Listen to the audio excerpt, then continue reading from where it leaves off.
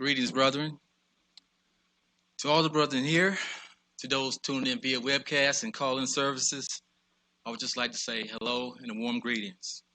And in the words of our beloved brother Paul, grace to you and peace from God the Father and our Lord Jesus Christ. Today's title is called A Call to Assemble. A Call to Assemble. In order to understand the meaning behind the feast of the memorial of the blowing of trumpets, we should examine the meaning and symbolism of how the blowing of trumpets was used in the Bible. The blowing of trumpets in the Bible are used as signals of important events. And the Bible gives us vivid descriptions of earth-shaking end-time events, such as the day of the Lord, a time of God's wrath, the glorious return of Jesus Christ, and the resurrection of the first fruits. By observing the manner in which trumpets was used, we can begin to put some pieces of this puzzle together. The sounding of trumpets serves several purposes, but the one I want to focus in on involves the call to assemble. And I'll be reading from the King James Version for this first scripture. That's Numbers 10, chapter 10, verses 1 and 2. Numbers 10. And the Lord spake unto Moses, saying, Make thee 2 trumpets of silver, of a whole piece shalt thou make them, that thou mayest use them for the calling of the assembly, and for the journeying of the camps. Now, is there a spiritual connection here? Do we see a foreshadowing of a future event? And if so, how does this relate to the first fruits, to the dead in Christ, and those who are still alive at his coming? Those who have God's Holy Spirit. Well, if we turn over to 1 Thessalonians, the 4th chapter, Paul gives us details about a future event that will take place at the return of Christ. That's 1 Thessalonians, the 4th chapter. We'll begin at verses 16. For the Lord himself will descend from heaven with a shout, with the voice of an archangel, and with the trumpet of God. And the dead in Christ will what? Rise first. Then we who are alive and remain shall be caught up together with them in the clouds to meet the Lord in the air. And thus we shall always be with the Lord. Brethren, just as ancient Israel were called to assemble at the blowing of the trumpet, so there will also be another trumpet that will be sounded. And we shall be called to be assembled to meet our Lord and Savior in the air. This trumpet is referred to as the last trumpet in 1 Corinthians 15 and 52. This trumpet blast will have a unique sound for unique people. And by unique, I mean those who died in faith, those who never received the promises, but saw them from afar off and were persuaded by them, and embraced them, confessing that they were strangers and pilgrims on earth. And those who are converted, having God's Holy Spirit at this time. Not everyone will be called to assemble, brethren. Not everyone will hear the sound of the specific trumpet. For there will be some whose graves will not open, but those of the first fruits will be unlocked at this time. And we alone, with those who are still alive, will be changed from corruptible to incorruptible, from mortal to immortal, a total transfiguration from this old, worn-out body to a new glorious body, while many others will continue to sleep in the dust of the earth for yet a little while. The scriptures tell us that death will be swallowed up in victory. It will be swallowed up in victory. How on earth do you suppose that we can gain victory over death? Well, I tell you, Jesus Christ will have to step in and make alive that which is dead. I really want you to think about this.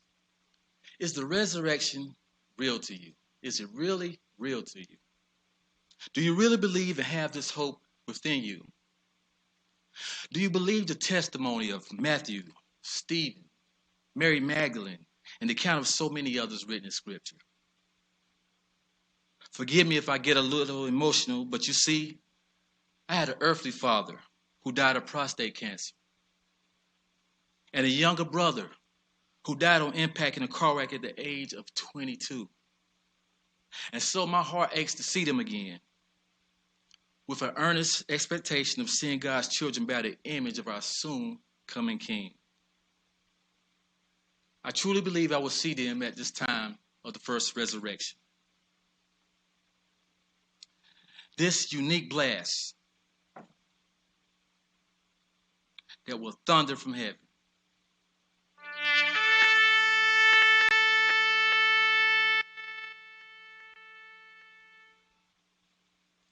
Then our graves will be open, and we will begin to rise up along with those who are still alive, changed in the moment of a twinkling of an eye at the last trump. As we continue to ascend from the ground, everything will become smaller as we increase in distance and soar in heights. And the Lord will send his angels to gather his elect for the four winds, from one end of heaven to the other.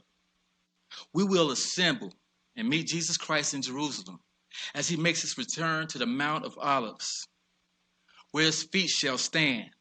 And the Mount of Olives will be split in two, from east to west, forming a great valley. Oh, what a day, brethren. The mysteries of God will be revealed in us. If you would, brethren, please turn to Romans, the 8th chapter. We'll begin at verse 18. That's Romans, the 8th chapter, and verses 18.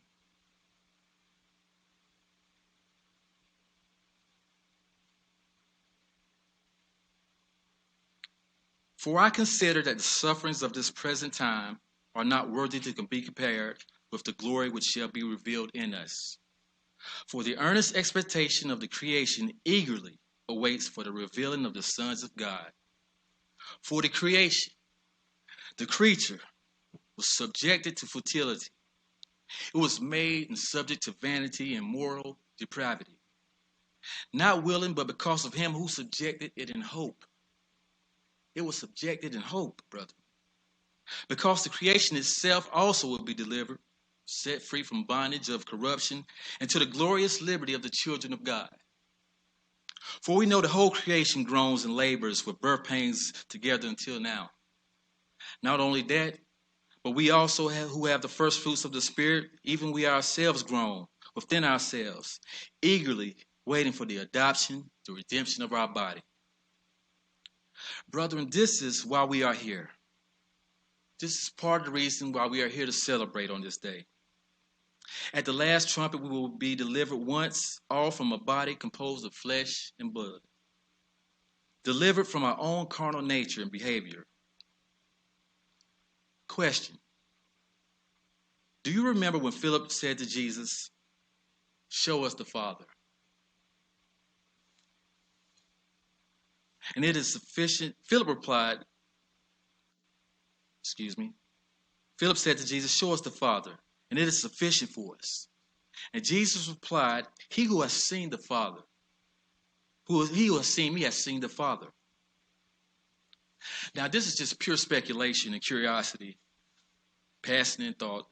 But just do you suppose if someone were to say to us at this time, during this time, "Show us Jesus Christ, and it is sufficient for us," do you think we would be able to reply, "He who has seen me has seen Jesus"? Not in authority or in power, but considering we will be like him, I mean in that sense of perfection, displaying the character of God in totality. I'll leave that up to you to ponder. And we know that all things work together for good to those who love God, to those who are called according to his purpose, for whom he foreknew. This is talking about you and I, brethren. He also predestined to be conformed to the image of his Son, that he might be the firstborn among many brethren. Moreover, whom he predestined, these he called. Whom he called, these he justified. And whom he justified, these he also glorified. Brethren, the plan and the purpose of God revolves around bringing many sons to glory. I don't think we can fully grasp what it means to not be subject to time, or what it means to enter into eternity and be a part of the family of God. The scriptures tell us that eyes have not seen, nor ear heard, nor have entered into the heart of man the things which God has prepared for him, those who love him. Brethren, I would like to encourage you not to give up. Don't lose heart. Stay faithful. And if you feel like giving up, remember, it's your Father's good pleasure to give you the kingdom. When that trumpet sounds and the dead in Christ rise, when the assembly of the first fruits takes place, God promises to give each and every one of us a new name. And I repeat, no longer will Mr. Walker be able to call me Steve Urkel. No, I'm just kidding. But whatever name God gives me. For my last scripture today, brethren, please turn over to Leviticus 23, verse 23 and 24. That's Leviticus 23, 23, and 24.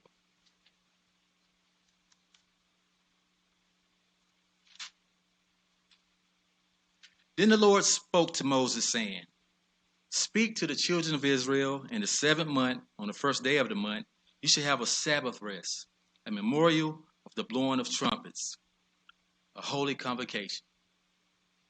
This word trumpets, H8643 in Hebrew, is teruah.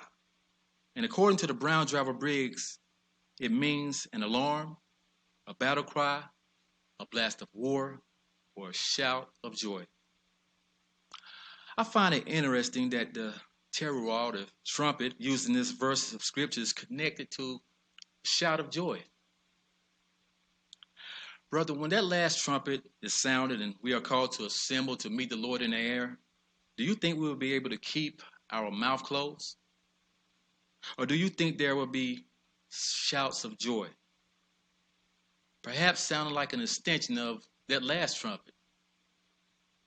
Once again, I'll leave that up to you to ponder. In conclusion, brethren, God wants all of us to live our lives in a conscious expectation of the return of Jesus Christ. He wants all us. He would like us to live our life as Jesus Christ will return in our lifetime. At the return of Christ, there will be no need to send one another sympathy cards or give our condolences, go pick out a casket, mourning over the death of our loved ones. Card companies like Hallmark and American Greetings will be obsolete. There will be no need to send flowers or pick out caskets anymore, for God will wipe away all our tears.